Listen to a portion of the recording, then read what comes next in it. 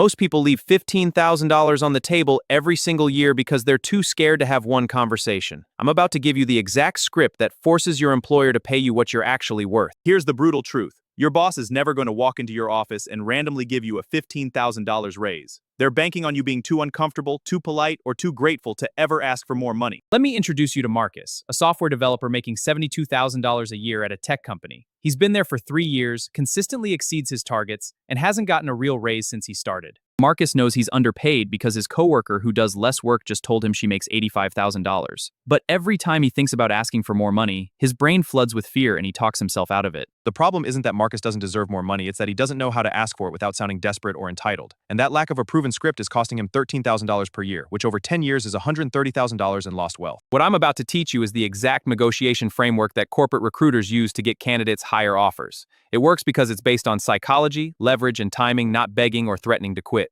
Step 1 happens before you ever walk into that conversation. You need to build your evidence file.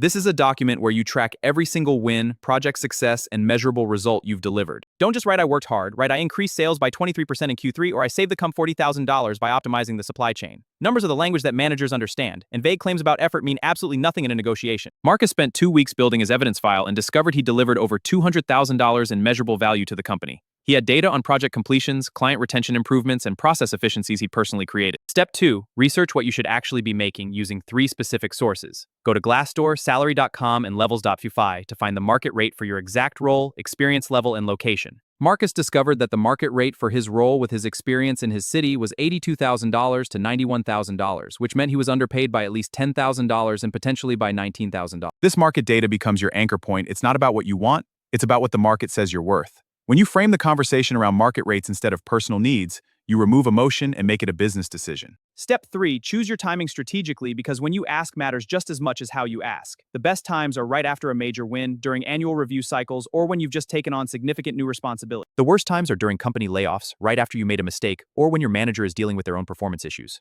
Marcus waited until 2 weeks after he successfully launched a major project that saved the company $50,000 annually. Step 4, schedule the meeting formally through email with a clear subject line. Don't ambush your boss in the hallway or try to squeeze it into a regular one-on-one. This deserves dedicated time and attention. Marcus sent an email that said, I'd like to schedule 30 minutes to discuss my compensation and career growth at the company. Notice he didn't say I need a raise or can we talk? He framed it professionally as a career discussion, not a complaint session. Step 5. Prepare your opening statement, which is the most critical 60 seconds of the entire conversation. This statement sets the tone, demonstrates your professionalism, and frames the negotiation on your terms. Here's the exact script Marcus used, and you can adapt this word for word for your situation. Thank you for taking the time to meet with me.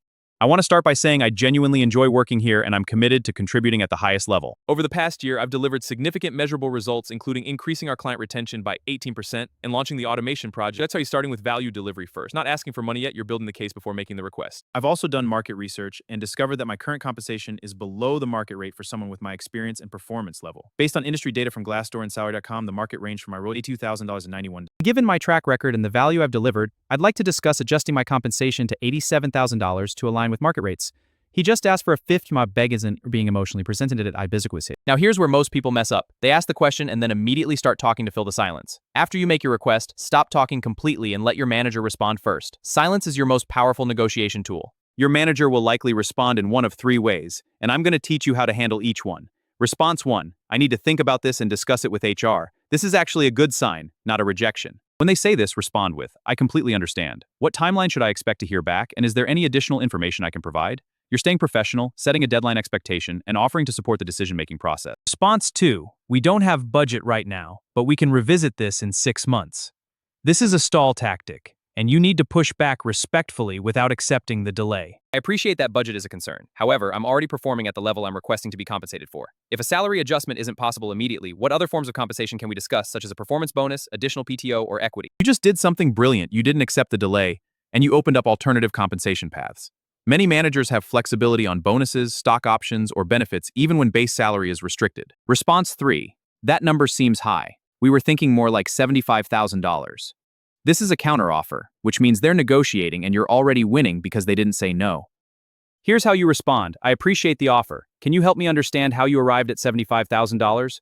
You're not accepting or rejecting, you're gathering information about their reasoning so you can address it specifically. I understand your position. However, based on the market data and my performance results, I believe $87,000 is fair and justified. Is there a middle ground we can reach that reflects both the company's constraints and the value I'm delivering? You just anchored back to your original number while appearing collaborative. This often results in them meeting you somewhere around $81,000 to $84,000. That's still a $9,000 to $12,000 raise, which is life-changing money for most people. Now let's talk about what Marcus actually experienced when he had this conversation.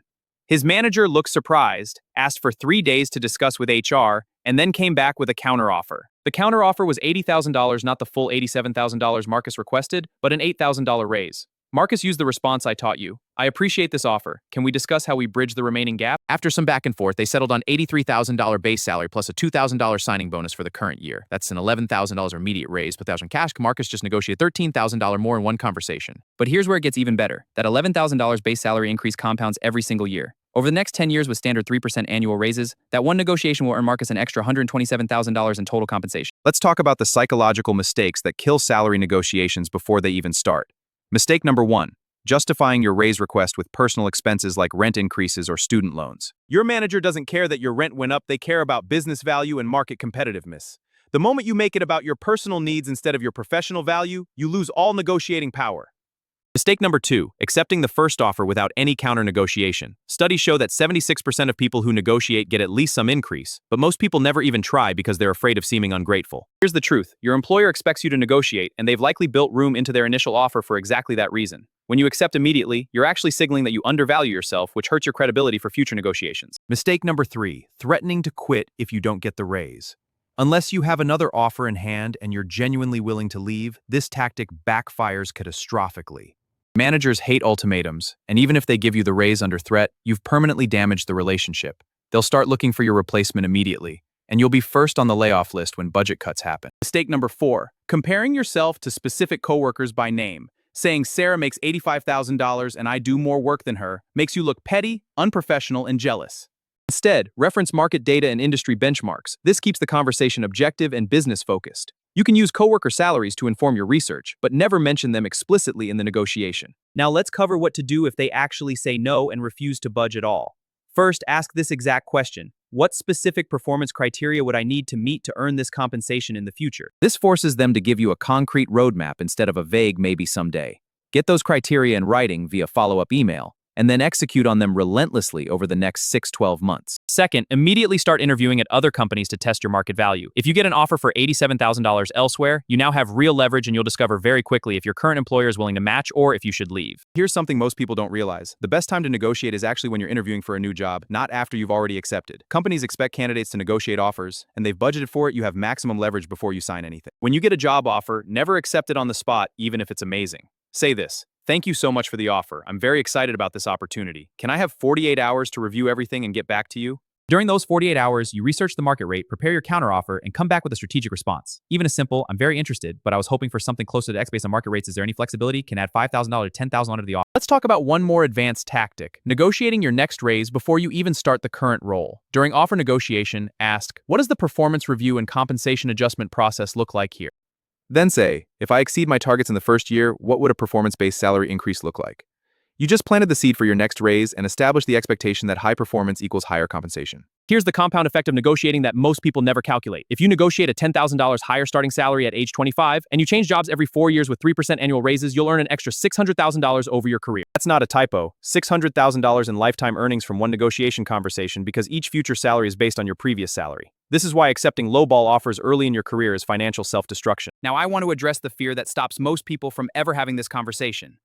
You're terrified they'll say no, get angry, or think you're ungrateful, and that fear costs you thousands of dollars every single year. Here's the reality. Professional managers expect these conversations and respect employees who advocate for themselves. If your manager gets offended that you ask for fair market compensation, that's a massive red flag that you're working for the wrong company. The worst case scenario isn't getting fired, it's staying silent for 10 years and losing $150,000 in cumulative earnings. You're not being greedy by asking for what you're worth, you're being financially responsible to yourself and your future. Starting this week, begin building your evidence file even if you're not ready to negotiate yet. Track every win, every project success, every measurable result, because the data you collect today becomes your leverage tomorrow. One conversation can change your financial trajectory forever, but only if you actually have it.